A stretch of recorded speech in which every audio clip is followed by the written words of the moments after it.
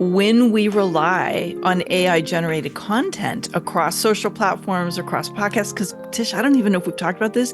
There are AI generated podcasts now. Wow. Oh my. I've heard that, I'm but like on a movie, I not in real life. So wow, that's crazy. Welcome to the Sold Out Sales Podcast, the podcast that will equip both the seasoned sales professional and the more reluctant seller with mindset shifts and strategies needed to succeed in a competitive marketplace. Welcome back to the Sold Out Sales Podcast. Guess what? We're in season 3, so welcome to the 3rd season of the Sold Out Sales Podcast. I am Tish Times. For those of you all who don't know, I'm hoping by now you know because you've been rocking with us for 2 seasons. But I am so excited because it was my absolute pleasure and my firm desire to bring back my dear friend, and many of you all don't know about this. We'll talk about a little bit today, my accountability partner, the person who's been very influential in a lot of the big things that have happened in my business and my life in the last year, Miss Melanie Benson. Melanie, how you doing? Hey! So excited to be back. Thank you for having me. I am so glad you're here, and I'm excited for you guys that are listening because when you hear Melanie drop bombs and gems and diamonds and all the things that she's going to be dropping today, you're going to be so glad that you tuned in to this particular episode. So, Melanie, for those who have not gone back, I'm telling y'all now, go back and listen to her first episode. We'll make sure we put the episode number in the show notes. Those who have not heard you yet, and I don't know who hasn't because they all probably have, tell everyone a little bit about who you are, what you do, and let's see if we can find one thing we don't know about you that we haven't heard in the last time we talked. Ooh, I have a challenge to see if I can emerge a nugget that people don't know yet. I might be able to have one. So I'm Melanie Benson. I'm known as an Authority Amplifier. And I, for the last 25 years, have been coaching people who have expertise, but feel like a best kept secret, how to stand out and be unignorable. So we're shedding that invisibility cloak and fully standing in the message and the authority that pulls the right opportunities and clients to you. So literally you're just becoming like the obvious choice for people who maybe are exploring options, right? And one thing that you may not know about me, so I was one of the first coaches that took their business online back in like 2003. So I was an OG in the space. I've watched 3 really, really powerful and transformational industry shakeups happen during my history. We're in another one, I would say right now. Yeah. And one of the things that I really am known for, Tish, and I don't even know if you know this, but it's how I started my business and it's what I keep coming back to. It's like this root that keeps, bringing us back like an anchor in a good way. And that is the power of community. I really built my business around the synergy and the amplification that happens when you're in proximity with people who are moving and in momentum, and they're going to pull you up with them. And it's this co-created collaborative energy. And we know this because you and I do this with each other. Right. So yeah, it's kind of where I got my start. It's what's really worked for me. It's what fuels everything that helps me grow my business. And it's kind of where I'm leaning into again in this year as we're forging new territory and a new paradigm of business. Well, since you said it, I figure we just go right into it right now. Tell us a little bit about, number one, how are you not only creating but curating community in a way that's not only helping people to rise together, to create great momentum, and to also build their authority. What would you recommend people do who realize they need community and don't even know where to start? So that's kind of a loaded double question there, but tell us your thoughts. Well, let me step back into why I think community is so essential right now. Yeah. And then I'll share a little bit about where I see the opportunity is. And there's different kinds of community, right? Everybody's wired a little differently. Everybody feels in balance and kind of that sense of I'm at home in certain kind of communities, and there's no one size fits all. So one of the things that I think is really important is to, first of all, recognize what do you want out of community? So for me, one of the things I'm really passionate about, and I see so much untapped and dormant valuable opportunity is in the collaborative space. So I work with a lot of people who have expertise. They have podcasts, they publish content, they've got books, they're authors, they're speakers, they are event hosts, they host retreats like you do. And they're always looking for ways in which they can lift people up through the different types of expert platforms, if you will. I have a podcast, as you know. I didn't say that in my introduction, but I have a podcast. I've been podcasting since 2010. Amplify Your Success is my second podcast. And I really learned a lot about the power of community collaboration and connection to fuel the success of my podcast. And it's in the top 1% now. Amplify Your Success is built on the power of collaboration. And so when I look for community, one of the things that I look for is how do we open doors that might take really long time, like months or years, if we were to knock on that door ourselves. So here's a perfect example.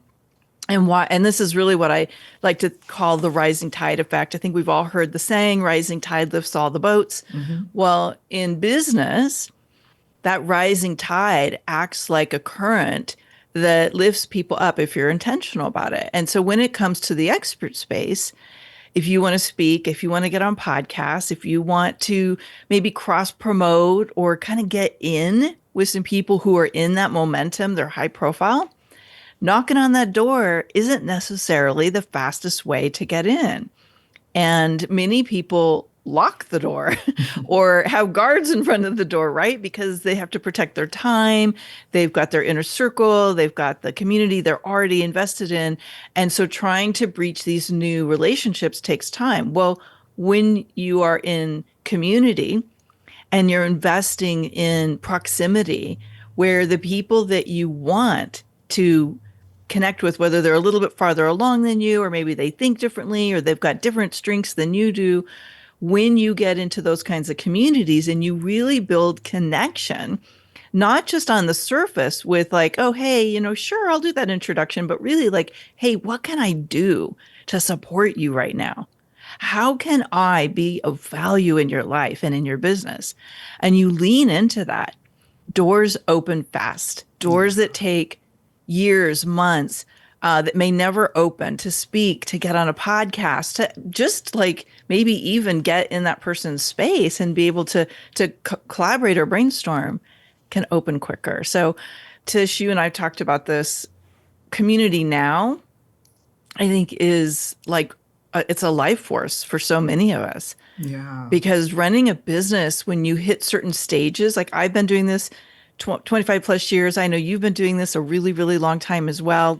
We need to recognize that it's very easy to default into hustling harder, Yes. muscling through, carrying really heavy loads all by ourselves. Yeah.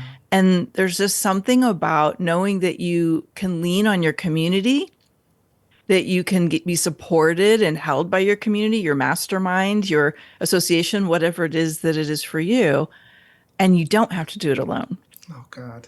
So many nuggets there, so many great things.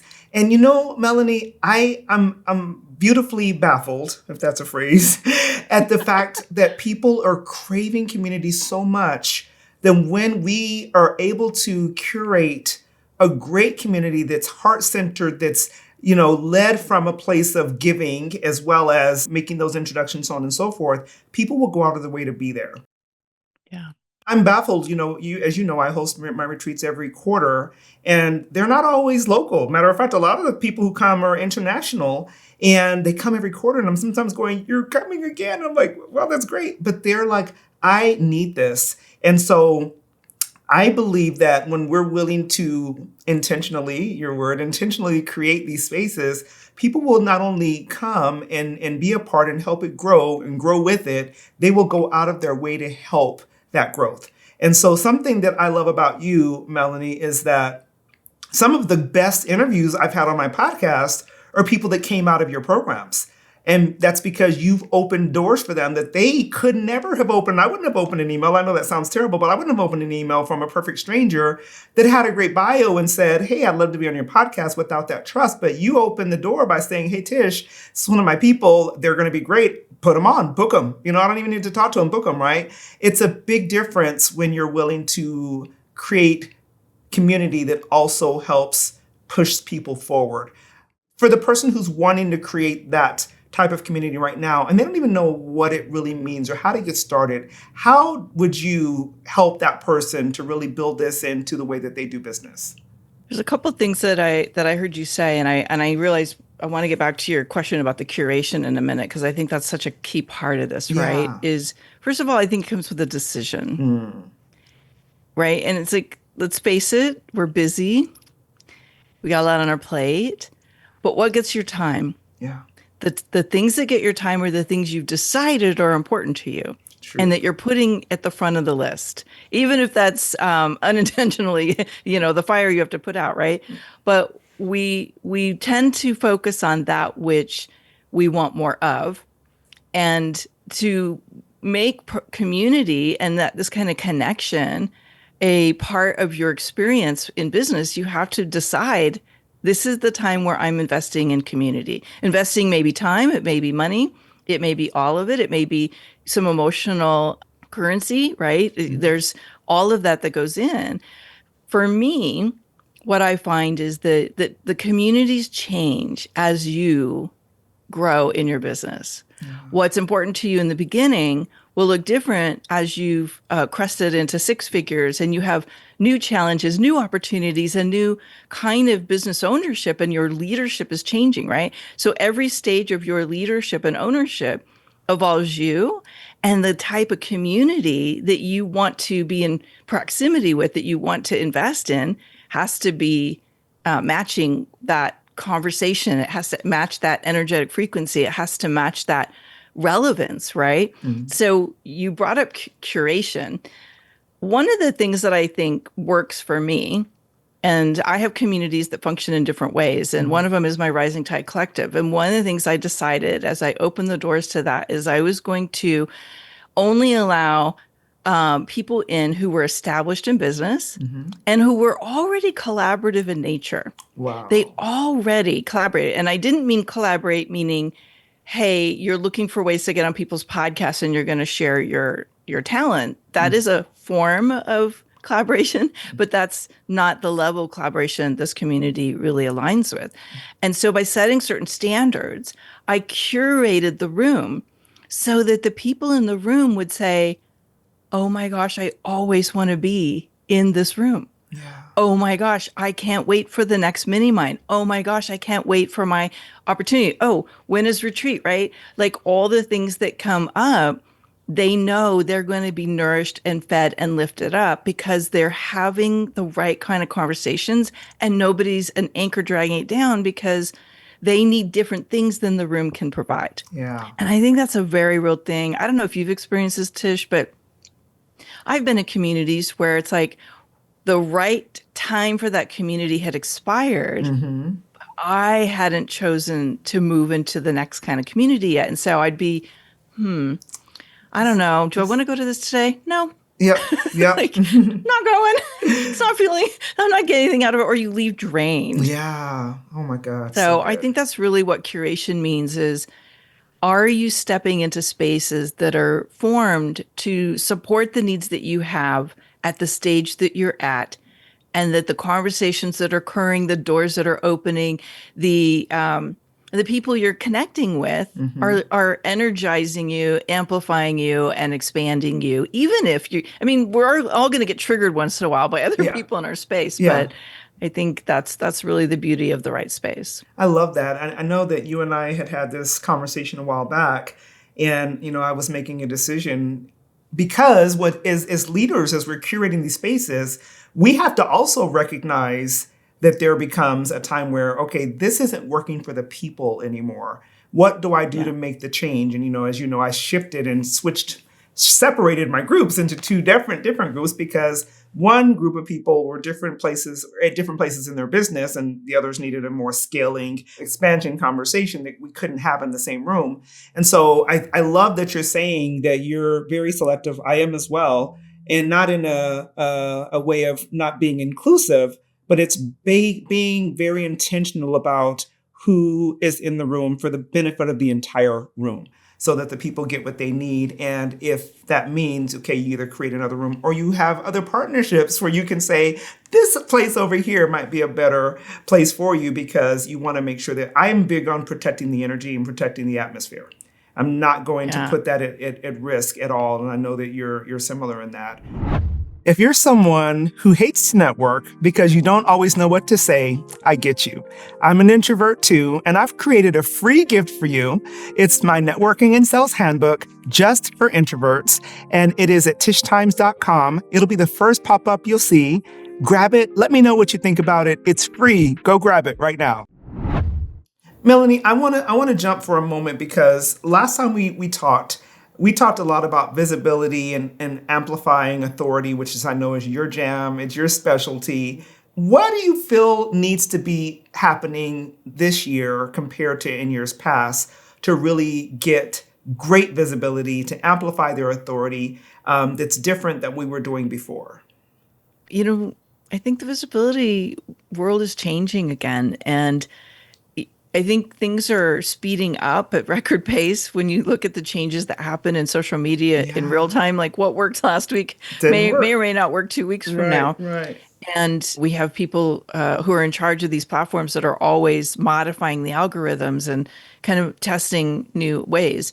And so what I know is there's a unique opportunity being presented to us on this planet right now with the emergence of AI. Yeah.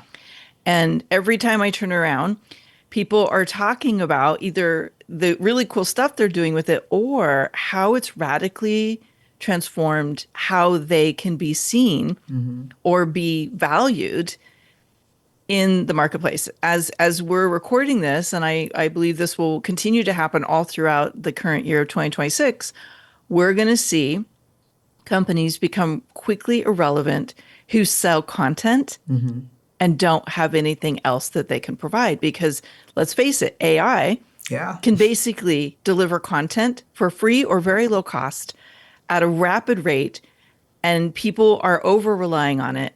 But what it can't do is it cannot provide the human experience. It cannot provide human interpretation. It can come close in a lot of ways, but it creates an interesting situation when it comes to visibility, because when we rely on AI generated content across social platforms, across podcasts, because Tish, I don't even know if we've talked about this.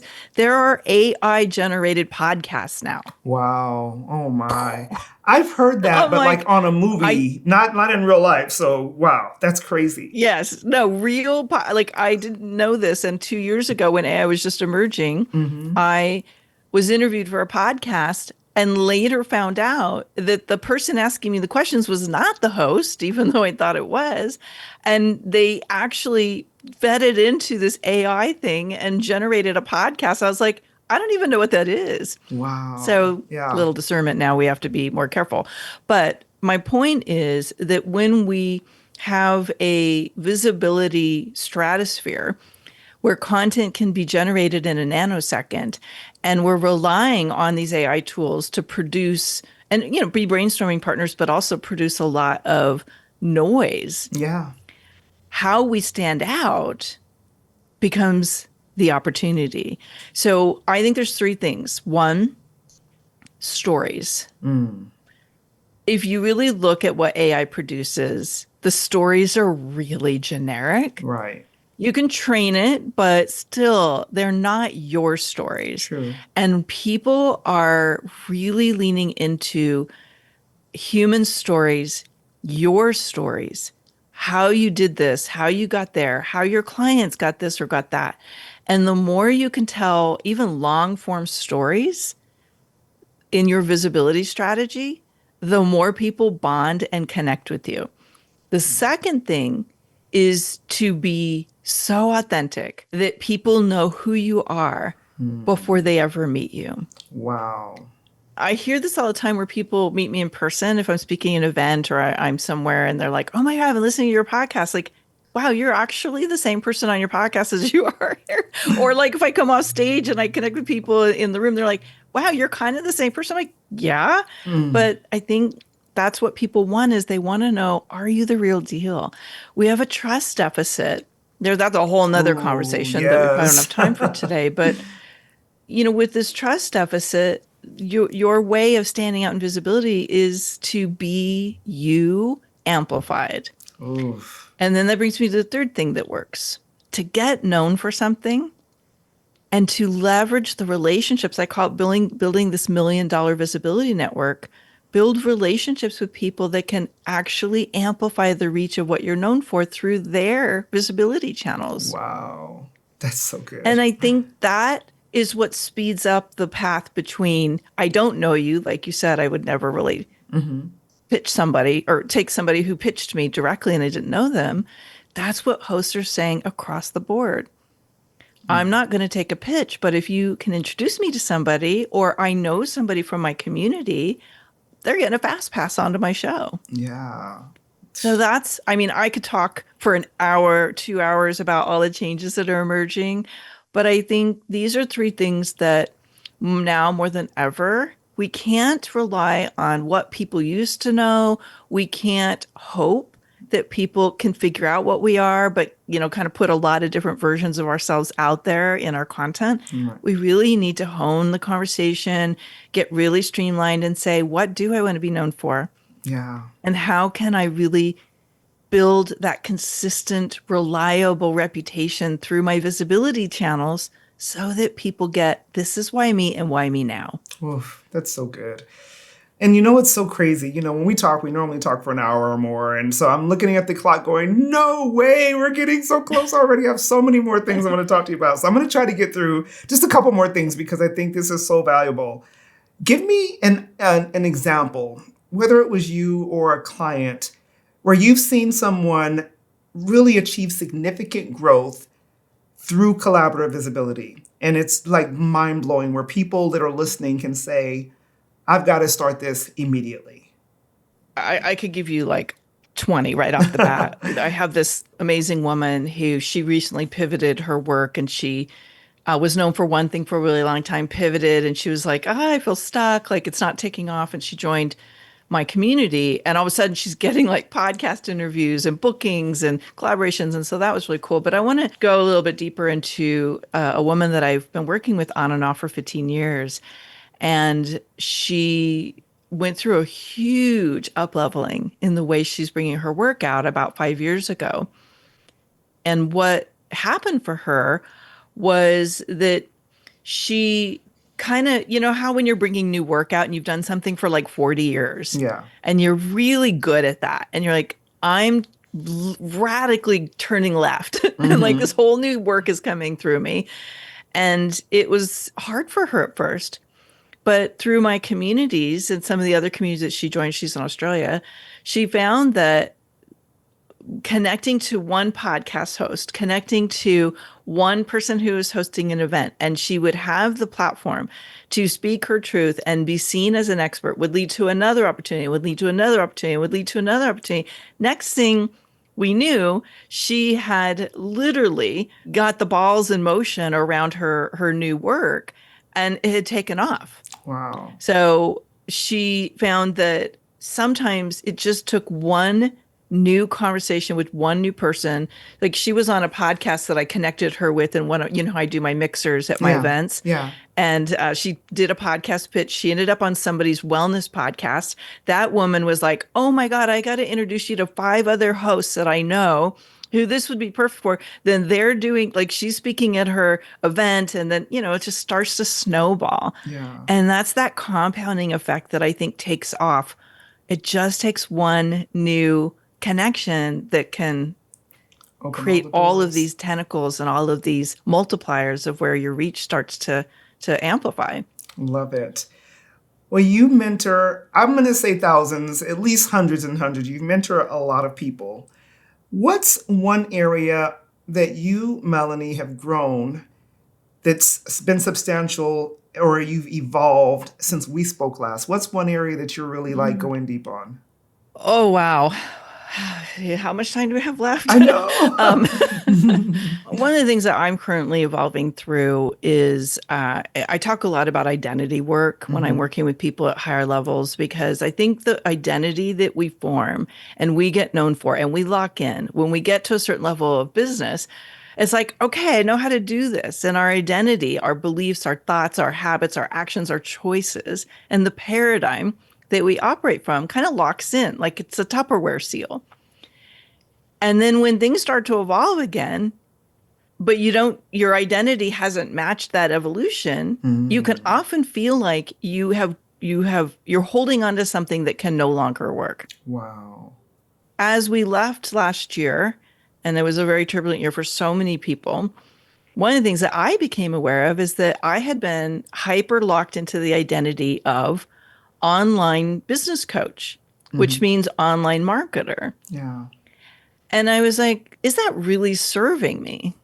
Is the way I'm modeling my offerings really using the best of my energy? And it's part of what led me to go, you know what? I'm going back to my mastermind. I'm going back to offering a space, a community, because when I look at what my superpowers are, and I know you know this, I'm a leader. I'm a leader of leaders. I coach leaders and I hold space for people who are growing and evolving and scaling at such a rapid rate. But yet the way my offerings were designed for a long time was it was attracting people that weren't operating that level. And so there was friction. Yeah. God. Because I can help anybody, but it wasn't necessarily aligned with the best parts of me where people and I get that surge of momentum. So it was a humbling moment where I'm like, you know what? It's time to let that identity grow into the new identity of where my work is calling me to be. And it meant like letting go of some things I spent thousands and thousands of dollars Yes. building. Yeah. And yet it was the most freeing decision I'd made in a really, really long time. Well, I want to say I've been privileged to watch that evolution, and it is a beautiful thing to watch. And I also say I'm so grateful that you and I get to collaborate and communicate and really mastermind together, because I've had that same evolution, as you know. And what a pleasure and what a blessing it is to be able to say no to something that's no longer serving you and to say yes to something that not only serves you, but it serves so many other people. Our evolution can change others as well as change ourselves, right? True. Absolutely true. Well, I am grateful for you. I think you know that you're just such a dynamic, wonderful, amazing friend and partner. And I'm so grateful that we get to do things in life together. And I can't wait to have another one of these conversations with you in the near future.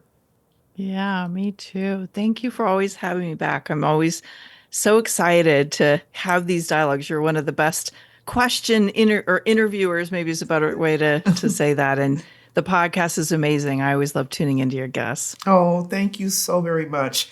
Well, ladies and gentlemen, I hope that you wrote some of these nuggets down. I hope that if not, you go back and listen, because Melanie has given us just a new way of being, a new way of thinking. And if you didn't understand that identity piece, go back, listen to it again. And if you are realizing that you need more of what she's talking about, I want you to reach out to her. Melanie, where do you want people to reach out to you at? Well, I'm available on all the social media platforms. And I also, if you don't mind, I could share a resource that's Yeah, absolutely definitely. free. A great place to start is to really look at what are the unignorable expert qualities that really help someone stand out in a crowded, noisy market. And I have a resource. It's a framework that I teach all my clients, but it's also a scorecard that really helps you kind of self-assess how well does this function in my business right now. And if you go to melaniebenson.com/SOS podcast, you can download that as my gift to you. Wonderful. Thank you for that gift, and thank you for just being you. I cannot wait. I know we got a call booked for next week. I can't wait to get back with you. Thank you for all you do. Thank you for always having my back, for being one of those people in my life that when I need something, like I need to run something by you, you're that girl. And I appreciate you so much. I appreciate you too, my friend. And I hope you guys know what a gem you have in Tish. So share this podcast with your friends so we get some more people knowing how awesome she is too. Oh, thank you. Well, we will see you all back here this time next week. I cannot wait to hear your thoughts about this episode and all the episodes that you take time to listen to. I always appreciate it. And I can't wait to see you back next week. Have a great one. Bye. Thanks for listening to the Sold Out Sales Podcast. I would be so appreciative if you would show me and my amazing guests some love by leaving a review on your favorite podcasting platform. Also, go over to tishtimes.com/resource page and make sure you pick up your sales and networking handbook, especially for introverts. Also, I would love to continue this conversation, so make sure you connect with me on Facebook, Instagram, and LinkedIn. I'll see you back here next week.